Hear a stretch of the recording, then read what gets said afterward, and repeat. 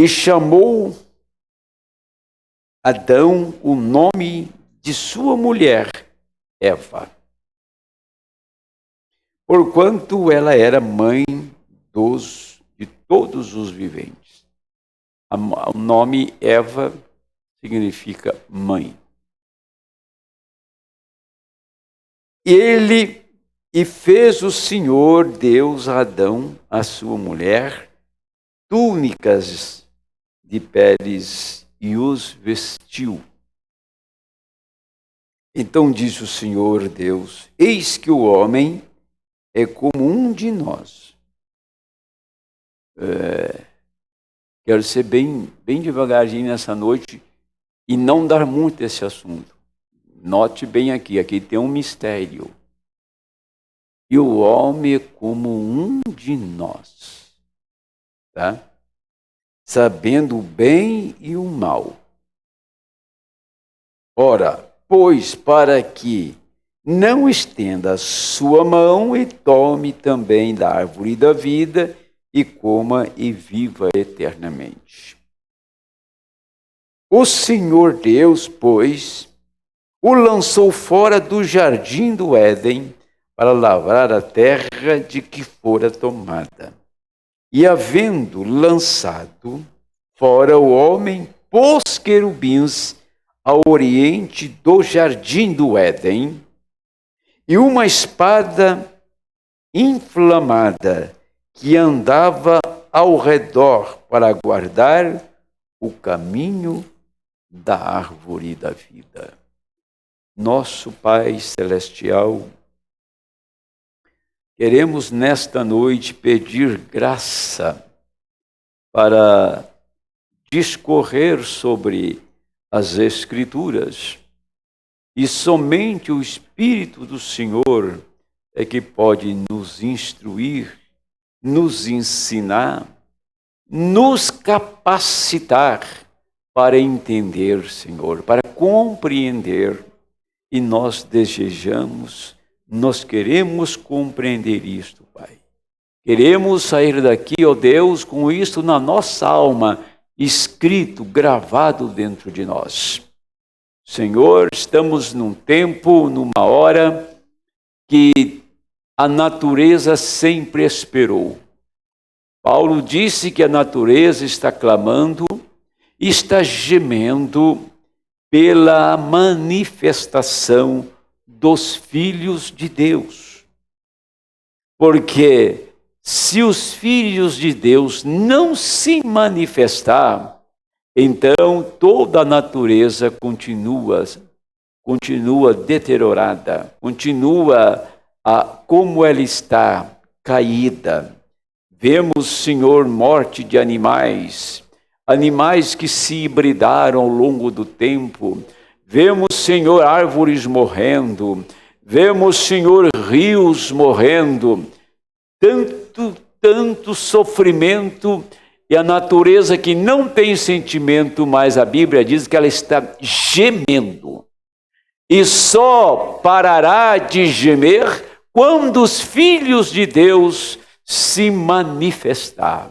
Quando os filhos de Deus tiver a sua posição como o Senhor programou naquele plano de redenção lá do princípio, que eles fossem exatamente como tu, ó Pai.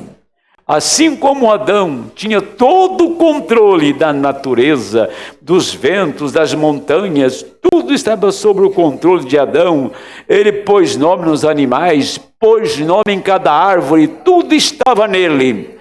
Esta prerrogativa hoje pertence a nós, ó Pai, de vivermos aqui em plenitude de vida, sem sequer nada que possa atingir-nos para a morte, porque a morte já é uma página virada, está no passado. Que o Senhor, nosso Deus, possa estender sobre nós o seu olhar de misericórdia e nos sacudir, nos agitar para esta hora final, para este momento final. Pai, nós oramos no nome de Jesus Cristo. Amém. Pode sentar, amados. Veja bem, quando Deus te fez, quando você nasceu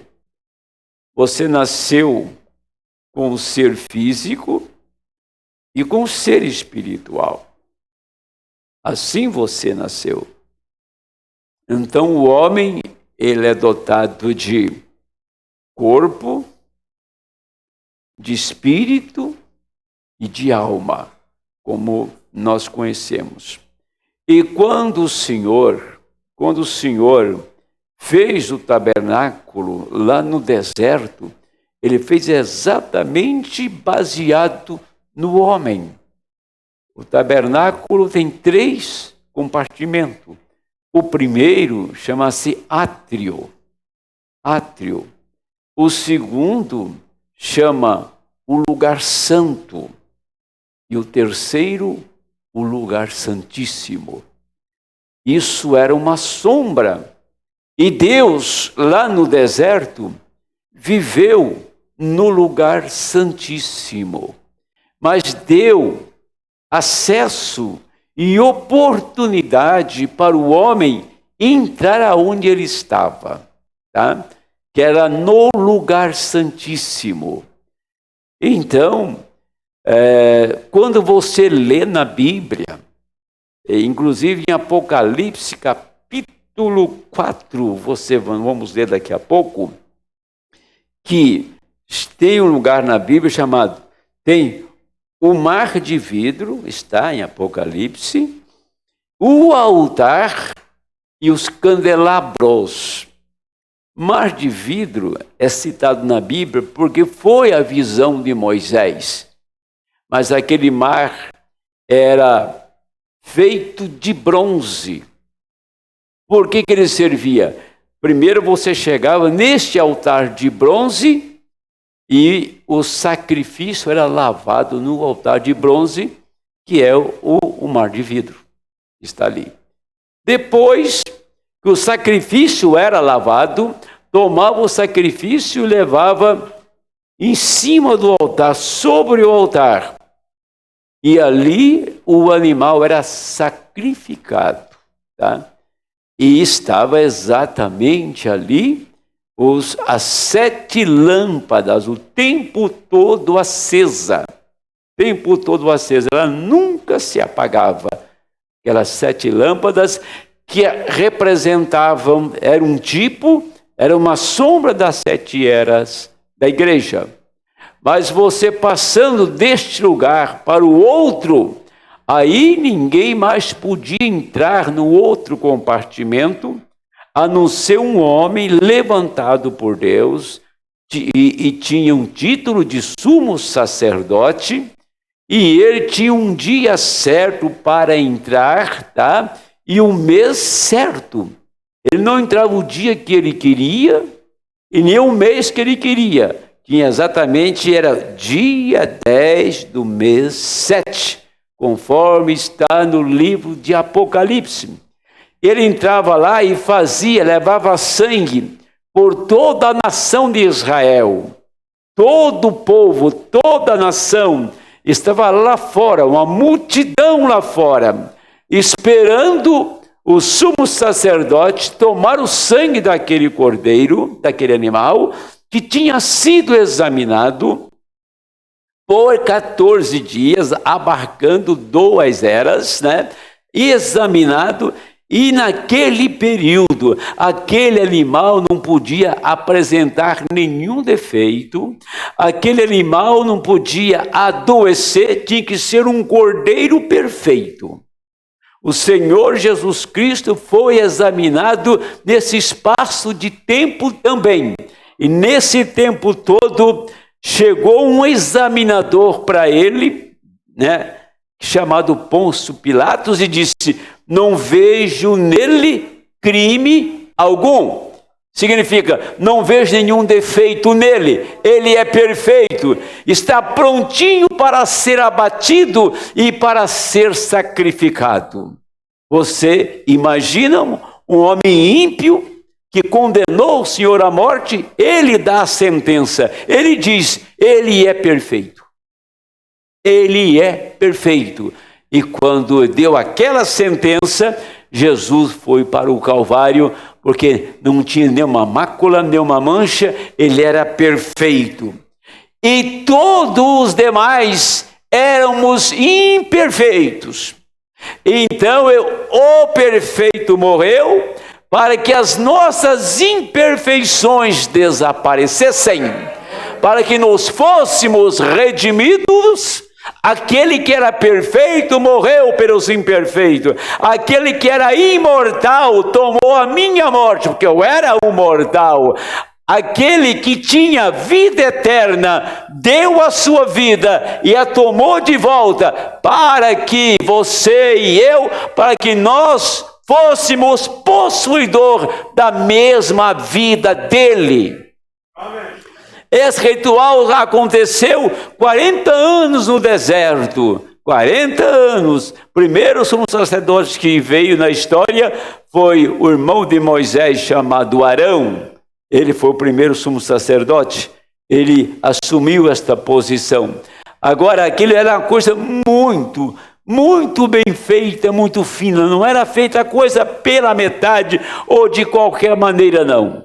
Quer dizer que aquele homem que representava Cristo, ele tinha que estar perfeitamente vestido, ele tinha que ter suas vestes perfeitas, ele tinha que estar ungido de maneira perfeita, ele tinha aqui na testa dele aquilo que era feito de ouro, escrito santidade ao Senhor.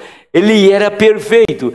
Antes dele entrar com aquele sangue lá, ele tinha que ser ungido do alto da cabeça até os pés, ungido com azeite de oliva perfumado com a rosa de Saron. Então ele entrava com o perfume de Cristo, entrava com o sangue do Cordeiro, e quando ele atravessava o véu, ele encontrava o pilar de fogo que nunca mais ninguém viu depois que entrou atrás do véu. Mas aquele pilar de fogo estava lá, só veio aparecer no começo da era, quando falou com Paulo, e agora em nosso tempo.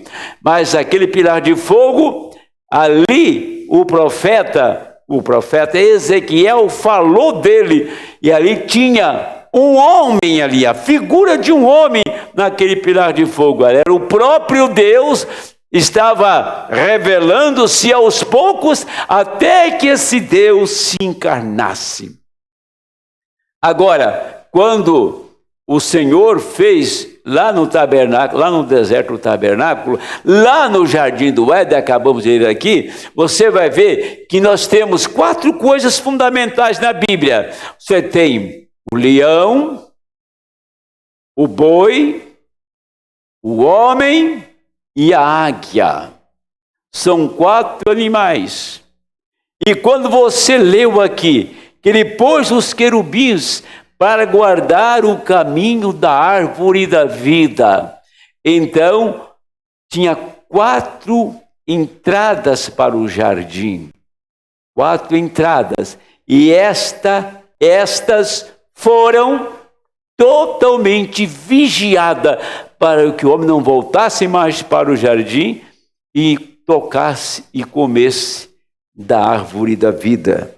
Agora, o que acontece é que quando o Senhor guardou o caminho da árvore da vida, você leu aqui, acabamos de ler, que ele fala assim: havendo lançado fora o homem, pôs querubins ao oriente do jardim do Éden, uma espada inflamada que andava ao redor para guardar o caminho da árvore da vida.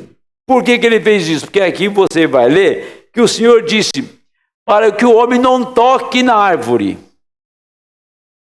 e viva para sempre. Então vou mostrar uma coisinha aqui. Quer ver, ó? Então o Senhor Deus, então disse o Senhor Deus: eis que o homem é como um de nós, sabendo o bem e o mal. Adão ele conhecia o segredo de como ter vida eterna. Ele conhecia. A Bíblia está dizendo aqui que ele conhecia o segredo. Ora, pois, para que não estenda a sua mão, para que o homem não estenda a sua mão, e tome também da árvore da vida, e come e viva eternamente. Quer dizer, o homem não podia mais voltar para o jardim, enquanto não se completasse o plano de redenção. Mas este homem Adão, que Deus levantou do pó, ele conhecia este segredo. E Deus o colocou para fora, tá? Ele conhecia esse segredo. E aquilo ficou, então, escondido por todos estes anos. E Deus veio revelar este segredo, estão entendendo? Neste tempo final, abrindo a sua palavra, revelar esses mistérios para que o homem voltasse, entrasse no jardim e comesse da árvore da vida, que é Cristo, tá? E vivesse eternamente. Num tempo designado por Deus, num tempo apropriado, Deus tinha tudo sobre o seu controle, até a hora que o homem fosse capaz de voltar e comer da árvore da vida. Por isso ele disse para os seus discípulos: eu sou o pão da vida. Quem de mim se alimenta viverá por mim. Eu sou o pão da vida. Quem de mim comer não terá fome. Agora ele está falando: come da minha palavra. Come da minha palavra, recebe do meu espírito, que eu lhe garanto vida eterna. Só pode encontrar vida eterna quem alimenta, quem come da palavra. E comer a palavra não é ser esquentador de banco, é ter uma vida com Deus. Sim, não é vir à igreja. Pode ser que vir à igreja e fique pior para você, que vai te condenar, porque pelo menos aqui você está ouvindo a verdade. Esse é o grande problema seu. Esse é o grande problema das pessoas. Entrar nesse lugar aqui é ouvir a verdade. E rejeitar a verdade, você está se convidando a ir para o inferno. Mas é isso. É exatamente isso. Porque nós temos de nos esquivar dessa ideia de igrejismo. Isso nunca deu lucro para ninguém, isso não ajudou ninguém, não. Essa ideia de igrejismo, sabe? De vir na igreja, tem que tomar ceia, tem que ir na igreja tomar ceia. O pão e o vinho que você come e bebe aqui são símbolos, são emblemas. O que é o verdadeiro pão é a palavra que é pregada. O vinho é a revelação da palavra. Amém?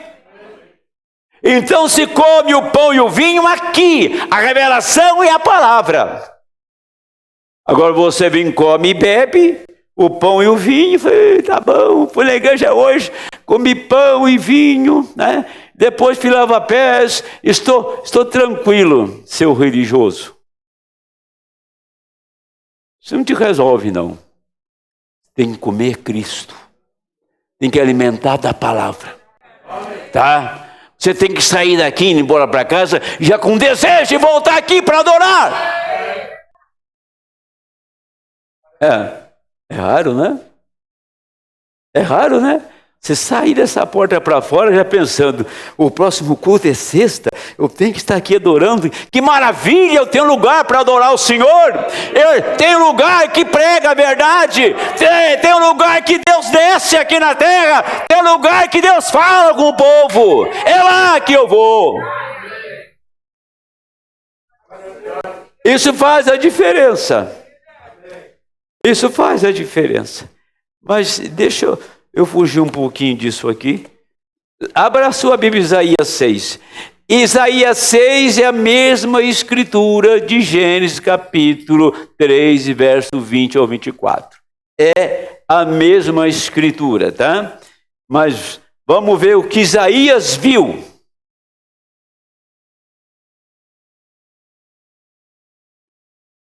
No ano em que morreu o rei Uzias, eu vi ao Senhor assentado sobre um alto e sublime trono, e seu séquito enchia o templo.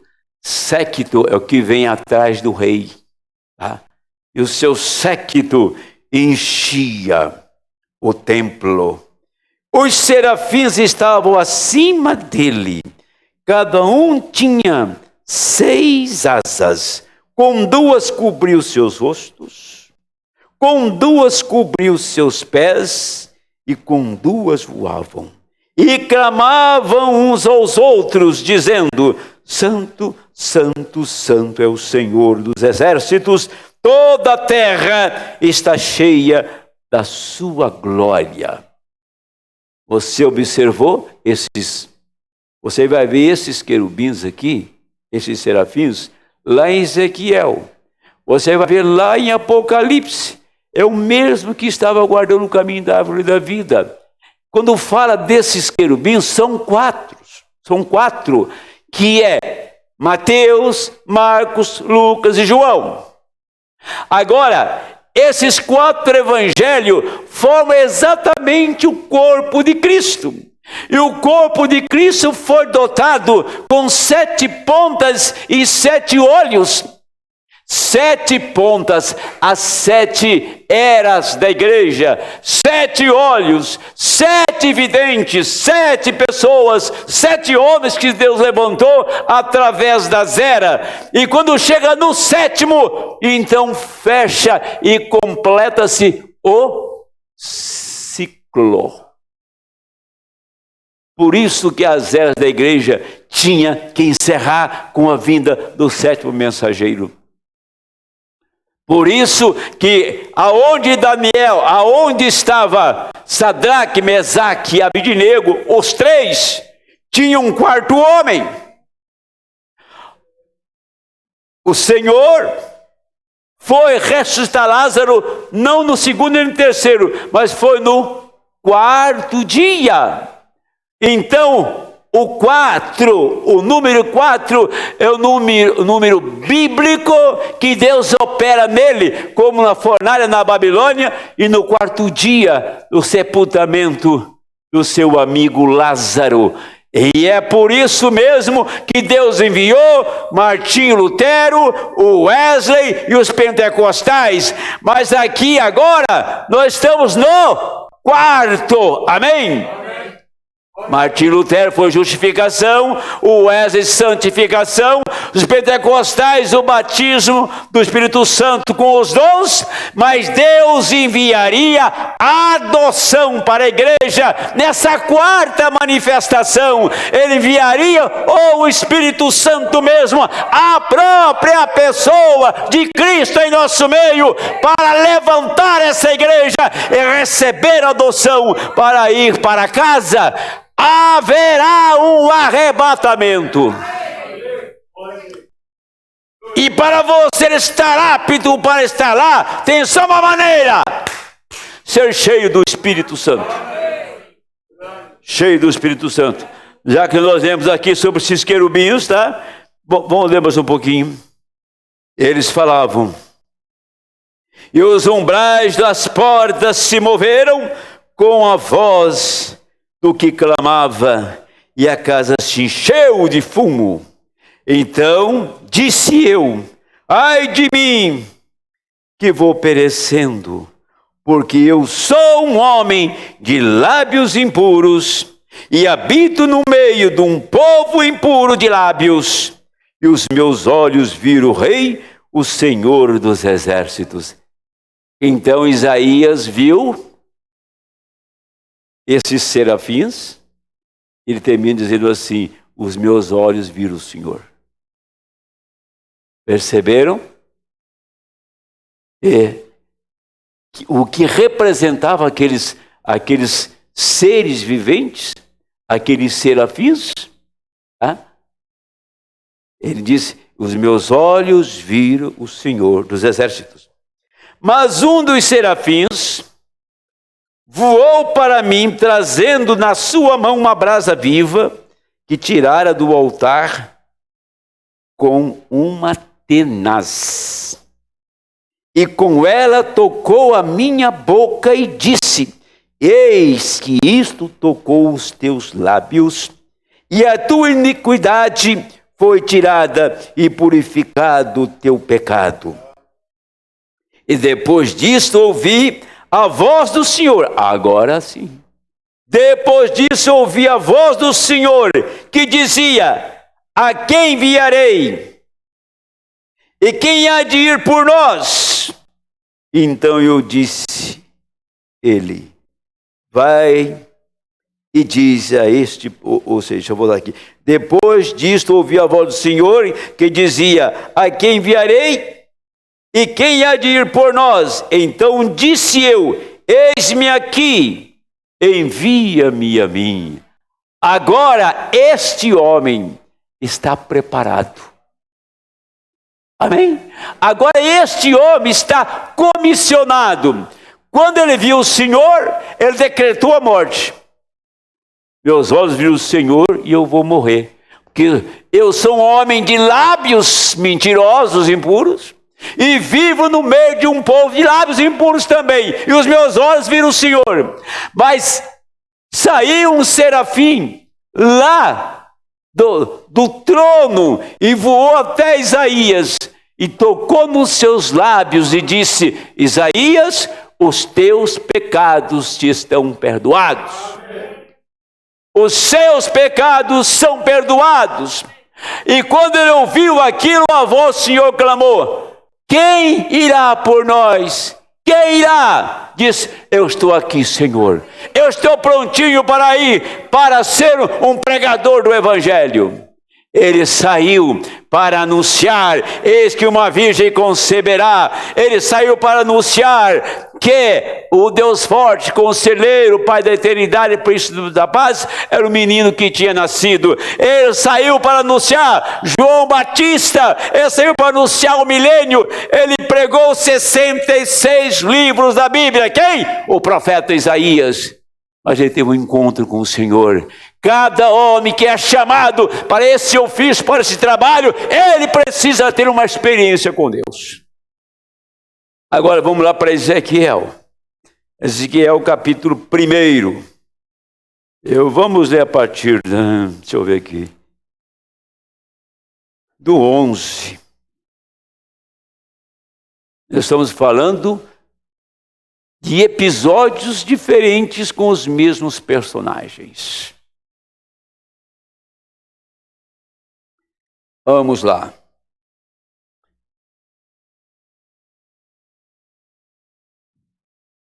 Como que eles se comportavam?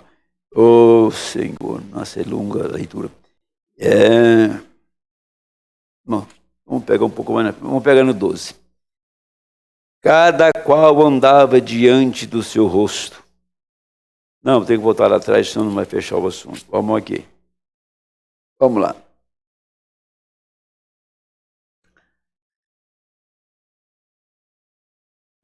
Tem que voltar bem atrás.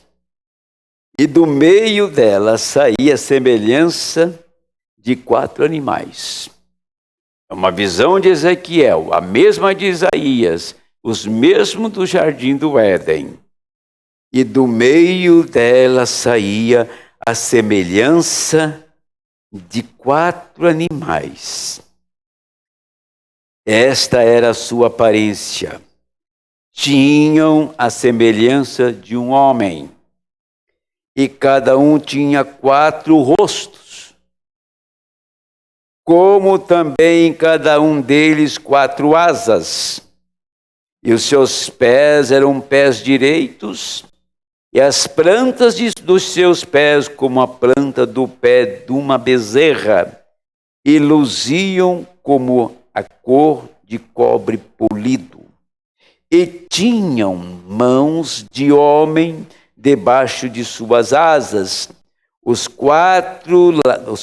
quatro lados. Assim todos quatro tinham seus rostos e suas asas.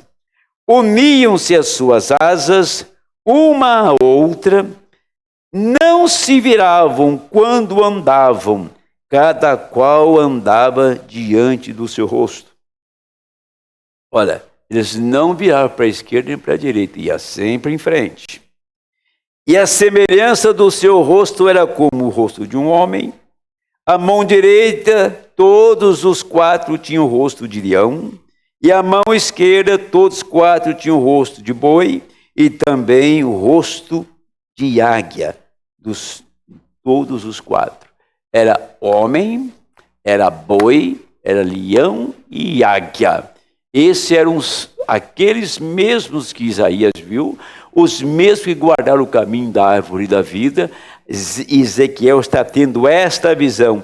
E eles não, se a águia ia, não voltava. Se o leão ia direto. Quer ver só? Eles não voltavam nem para a esquerda nem para a direita. Os quatro evangelhos não podem contradizer. Eles vão sempre em frente, um encaixando no outro, tá? Por isso que você lê, e os seus rostos e as suas asas eram separados em cima, cada um tinha duas asas juntas, uma à outra, e duas cobriam os corpos deles. Cada qual andava diante do seu rosto, para onde o Espírito havia de ir, iam, e não se viravam quando andavam. Guiados pelo Espírito, aonde o Espírito havia de ir, eles iam. E quanto à semelhança dos animais, seu parecer era como brasas de fogo ardente, como uma aparência de tochas. O fogo corria por entre os animais, e o fogo resplandecia, e do fogo saíam relâmpagos. Isso não é fogo comum, tá? São fogo, é fogo celestial, tá? Não é um relâmpago não cósmico, sabe? Não é um meteorito que atravessa a atmosfera, não. É fogo divino, sabe? Fogo eterno. Agora diz: e os animais corriam e tornavam a semelhança dos relâmpagos. E vi os animais, eis que havia uma roda na terra, junto os animais para cada um dos seus quatro rostos. O aspecto das rodas e a obra delas era como cor de turquesa, e os quatro animais uma mesma semelhança, e o seu aspecto e a sua obra era como se tivera numa roda no meio de outra roda. Quer dizer, uma roda menor gira uma maior e assim por diante.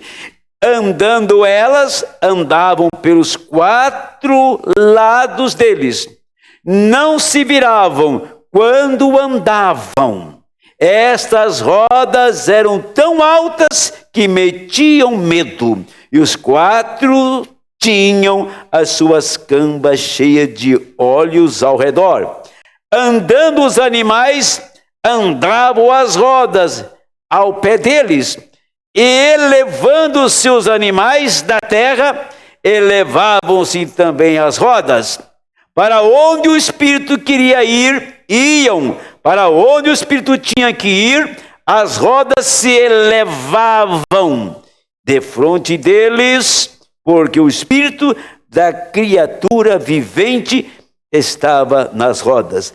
Andando eles, andavam elas, e parando eles, paravam elas, e elevando-se eles da terra, elevavam-se também as rodas de frente deles, porque o espírito dos animais estavam nas rodas. E sobre as cabeças dos animais havia uma semelhança de firmamento, como um aspecto de cristal terrível, estendido por cima de sobre as suas cabeças.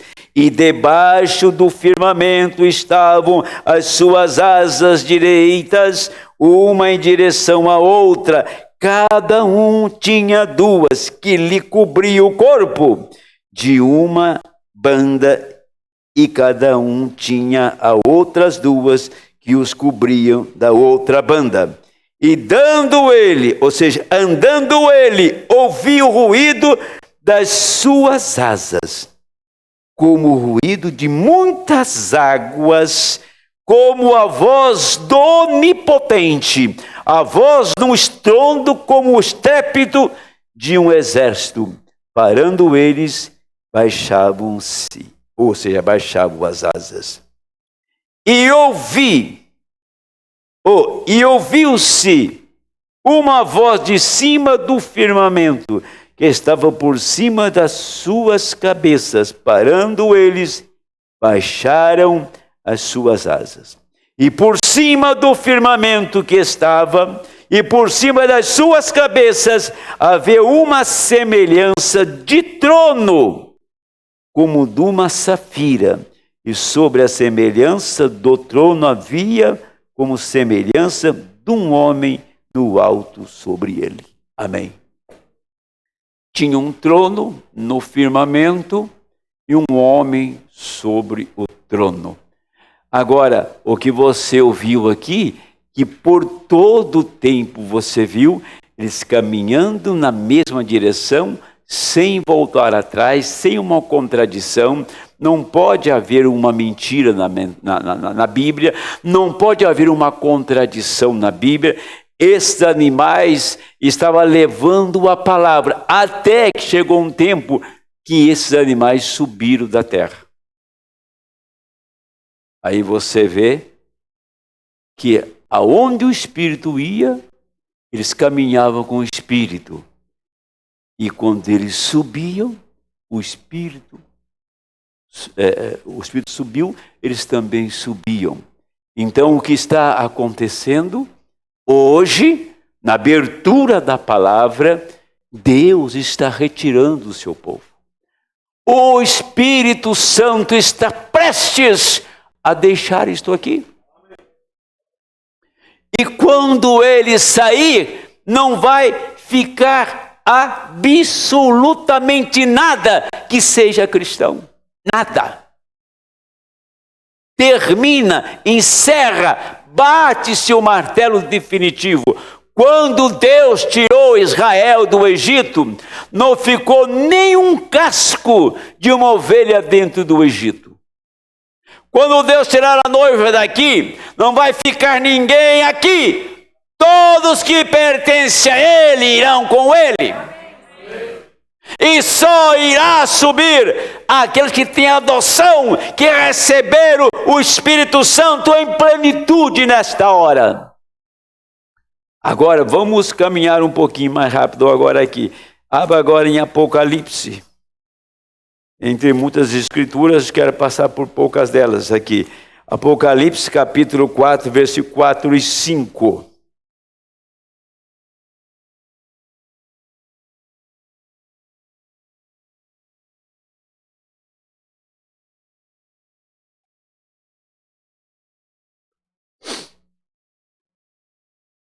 E ao redor do trono havia 24 tronos. E havia sentados sobre os tronos 24 anciãos, vestidos de vestidos brancos, e tinham sobre suas cabeças coroas de ouro. E do trono saíam relâmpagos, e trovões, e vozes, e diante do trono ardiam 7 lâmpadas de fogo, as quais são os 7 Espíritos de Deus. Sabemos que está mostrando as eras aqui. E havia diante do trono como um mar de vidro, semelhante ao cristal. O mar era semelhante ao cristal. Não tinha mais aqui misericórdia. Porque este mar está sempre coberto com sangue. E quando, na visão de João, já estava como um cristal, estava limpo. O santuário estava limpo, tá? O santuário já estava todo enfumaçado. O tempo tinha terminado, tá? Agora, e no meio do trono, e ao redor do trono, 4 animais cheios de olhos por diante e por detrás.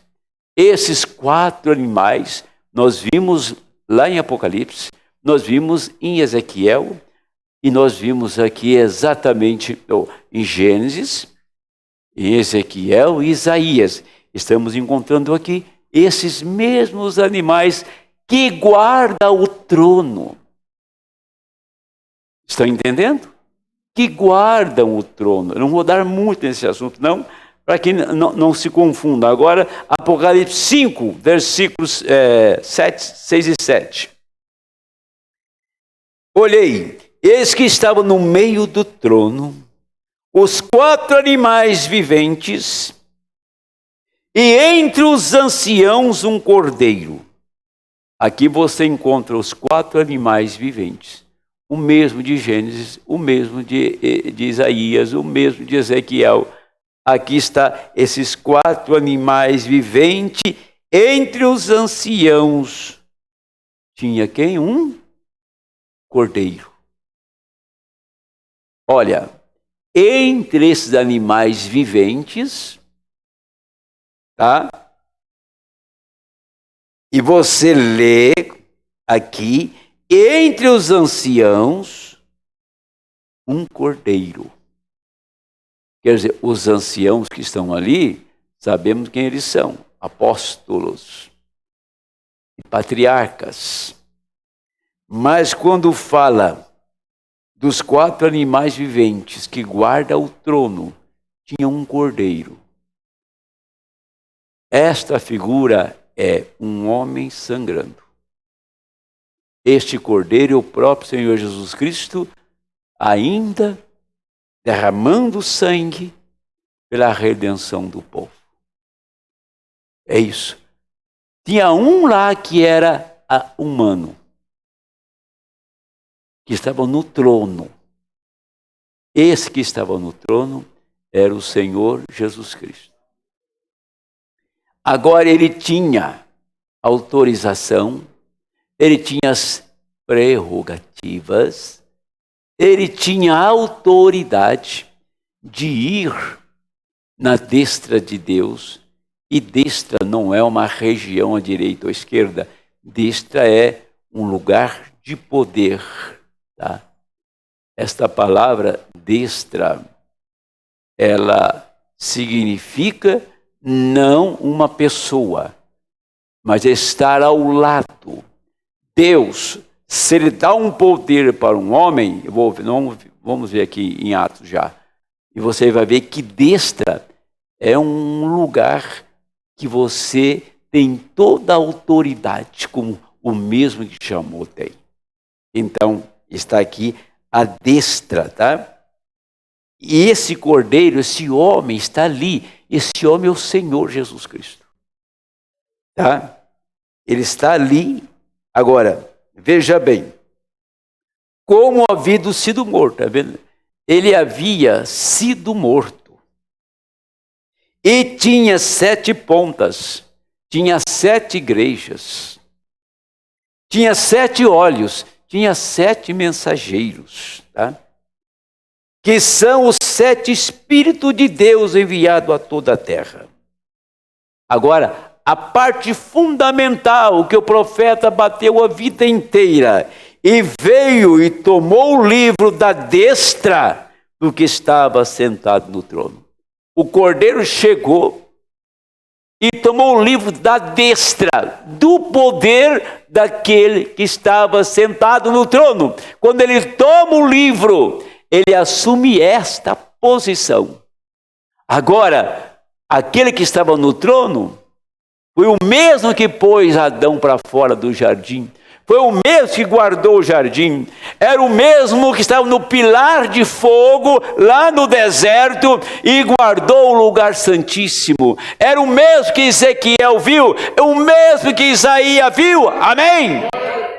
Veja esta simbologia, mostrando como Deus vive, como viveu no deserto, debaixo de lona, como Deus viveu em santuário feito de madeira, como Salomão fez, e de pedra. Mas Deus disse que um dia Ele não habitaria mais debaixo de lona, não habitaria mais em casas de pedras ou de madeira, mas que um dia este Deus, Ele viria para o seu próprio tabernáculo, que são os seus filhos. Entendeu? Que um dia Ele mudaria definitivamente dentro do homem, para que o homem pudesse manifestar aquilo que ele é. Agora, Ele tomou o livro.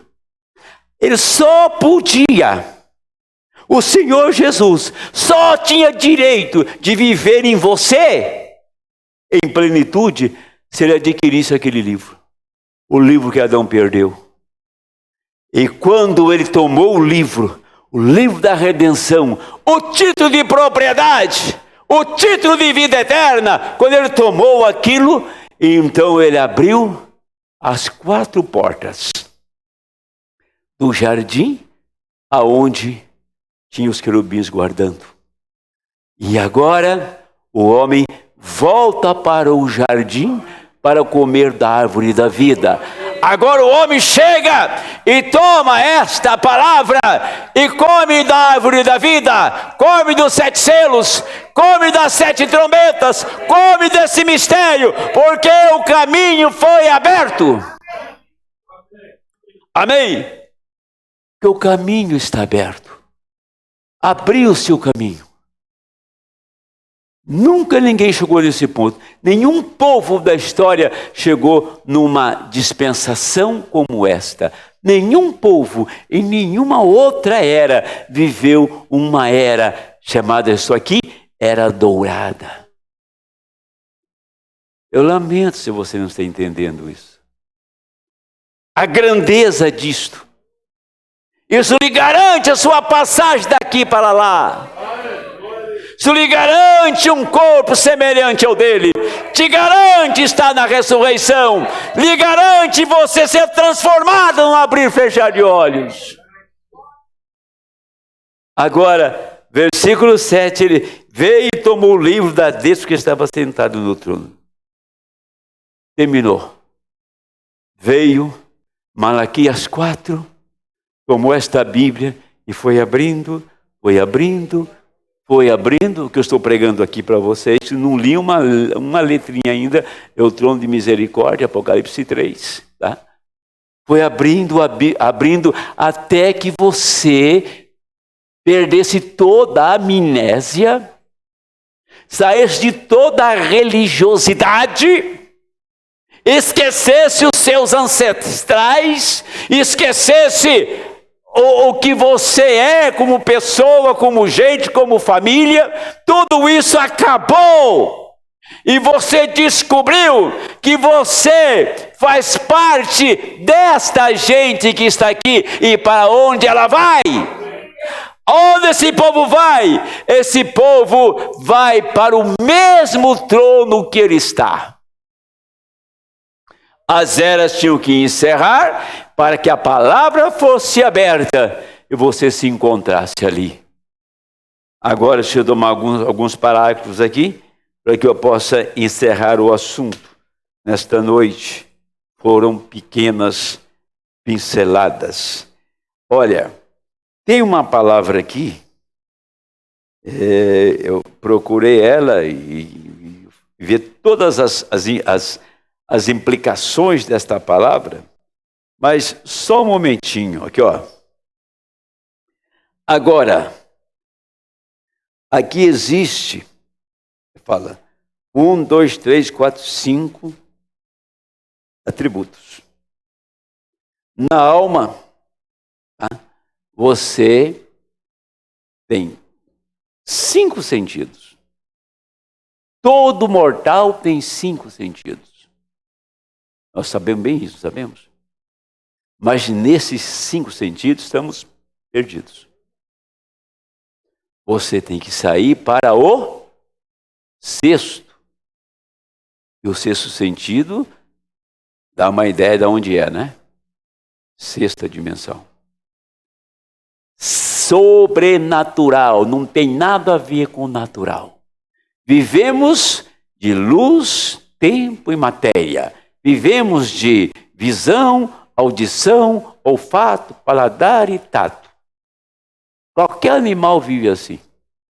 Estamos falando de algo muito além, o 6º sentido. Por isso que a fé vem pelo ouvir e ouvir a palavra. Se você não gosta de ouvir a palavra, você nunca vai ter esse tipo de fé. Examinar a palavra, esquadrinhá-la, tá? Então aqui ele diz, agora aqui é assim, deixa eu prosseguir aqui. Agora, deseja você notar, o primeiro é imaginação, tá?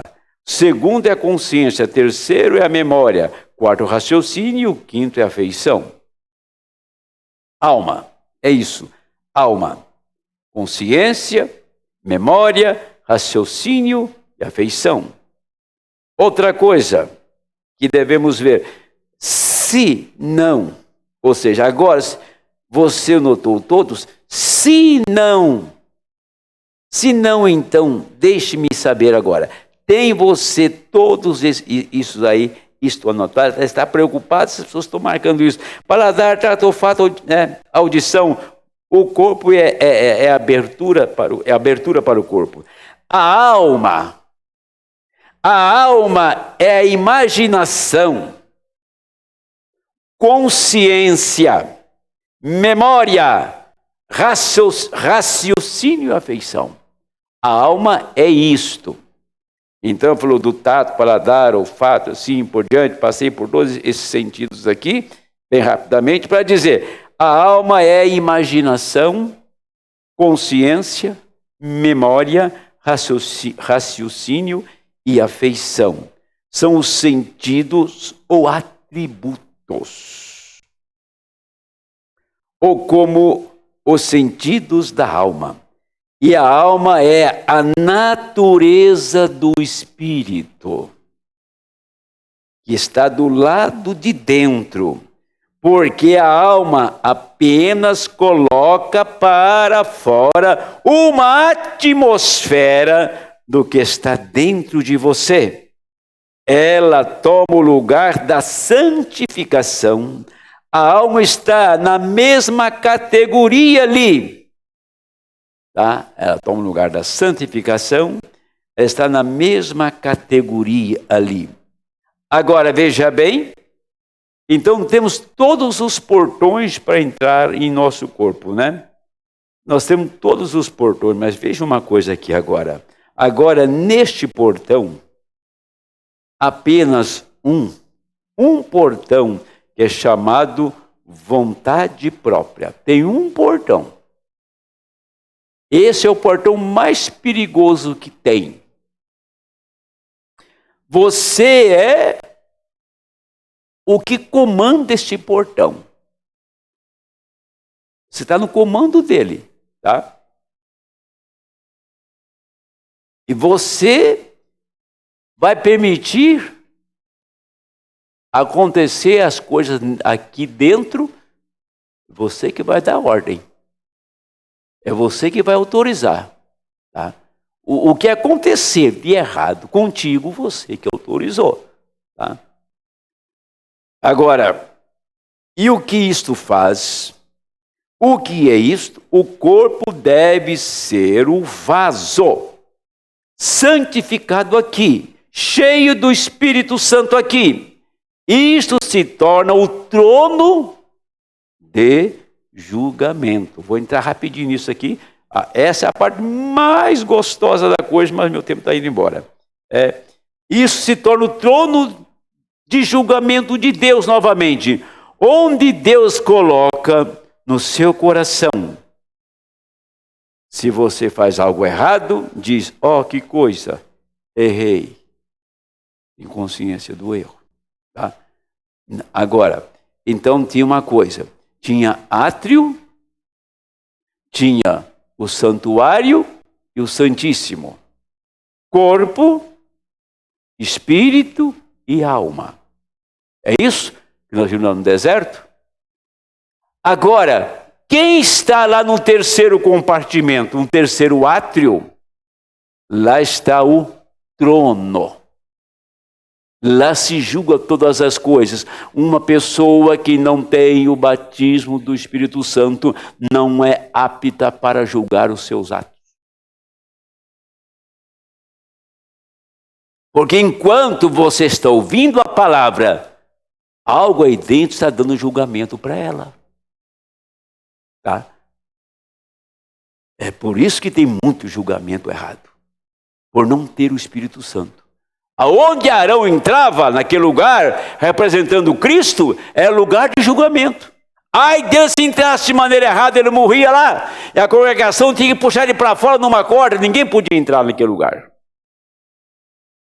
Agora aqui, neste velho coração, que um dia vai parar de pulsar, porque ele não é eterno, ele terá que parar, mas aqui tem um trono de julgamento, e se tem o Espírito Santo aqui, você é capaz de julgar a palavra.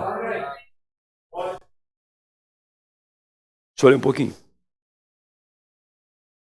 Mas eu te desafio a deixar Jesus Cristo entrar aqui e tentar fazer isto uma vez, uma só vez. Irmão, você está tão condenado que você recuará e balançará a sua cabeça para aquela coisa simplesmente tão certo quanto estou de pé aqui. Porque Ele é santo. Ouçam, estou citando a Escritura. Se você ama aquelas coisas do mundo, as coisas do mundo, é porque o amor de Deus não está em ti. Agora, tem uma escritura aqui que eu não posso deixar passar. João 12. João 12, e vou voltar em Atos rapidinho. Meu Deus, me ajuda rápido, para mim terminar. João 12. –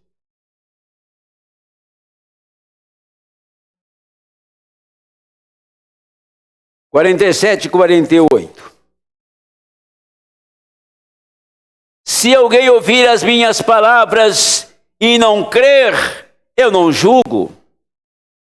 Porque eu vim não para julgar o mundo, mas para salvar o mundo. Quem me rejeitar a mim e não receber as minhas palavras, já tem quem o julgue. A palavra que tenho pregado, essa de julgar no último dia. Quem vai te julgar é a palavra que você ouviu e rejeitou. Já entra para lá julgado já. Agora, enquanto isso, deixa a sua Bíblia no livro de Atos. Capítulo, eu creio que é 4, eu anotei aqui. Atos. Isto.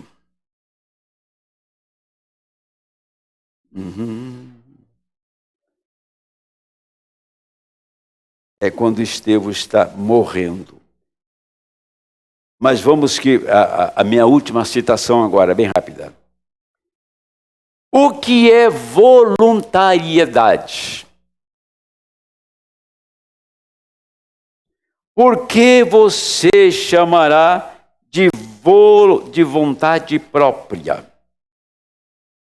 Agora ele diz, porque isso coloca o homem e a mulher de volta exatamente como Adão e Eva.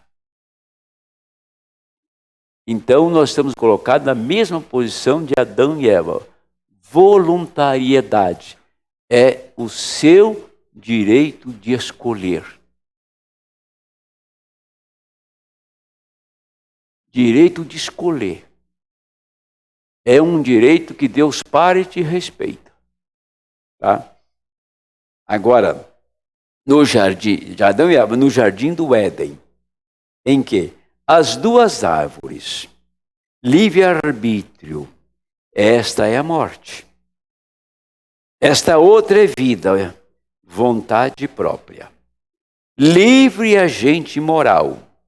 Ele te coloca no mesmo lugar. E a única maneira pela qual você pode consertar esta coisa aqui é com seu próprio livre-arbítrio. Seu livre-arbítrio. Você tem que desejar fazer a vontade de Deus. Você tem que se livrar da sua própria vontade para deixar a vontade de Deus entrar, pois este é o único canal que guia ao coração. Qual o caminho do trono? Vou terminar, não dá mais tempo. Qual o caminho do trono? Qual o caminho para Deus entrar no trono? Quando Arão entrava lá atrás, representava Cristo. Ele estava diante do trono. O caminho para você, para o Senhor chegar no trono, chama-se livre-arbítrio, o livre agente moral, ou direito de escolha. Deus disse para Eva e Adão, aqui tem duas árvores. Você pode comer de todas, desta aqui não. Aquela que lhe foi proibida causou curiosidade. Adão sabia que aquilo ia trazer consequências. Mas Eva, ela podia comer ou não comer. Mas ela tinha a livre escolha. Ela não levou um choque, ela não teve assim uma repreensão na decisão dela, quis, comeu. Agora Deus nos coloca neste tempo aqui, diante dessas duas coisas, das duas árvores. A minha decisão vai trazer pelo caminho o Senhor neste trono aqui, ó. Se eu decido não fazer a minha, mas a vontade dele. Se eu decido aceitar os ensinamentos da Bíblia, se eu decido guardar a palavra, eu abri um caminho para o Senhor atravessar por todos esses sentidos e entronizar no meu coração, e aqui fica então o trono de misericórdia. Aqui está o trono novamente do próprio Deus. O último descanso, a morada de Deus, foi viver no homem. Ele abriu o caminho e revelou sua palavra, abriu esses mistérios para que esta igreja soubesse e tivesse certeza, conhecimento de quem está liderando você. Você tem que saber quem te lidera, quem te orienta, quem fala com você, quem administra tudo ao seu redor. Tem que ser Ele. Se Ele está aqui, então a coisa está encerrada. Vamos ficar em pé agora. Deixa eu ver se eu acho aqui, eu não marquei o capítulo, creio. Mas eu sei onde está. Atos dos Apóstolos. Foi bem no final do discurso de Estevão. Está pregando para um povo rebelde. Ele foi apedrejado e na hora da sua morte... Foi? 8?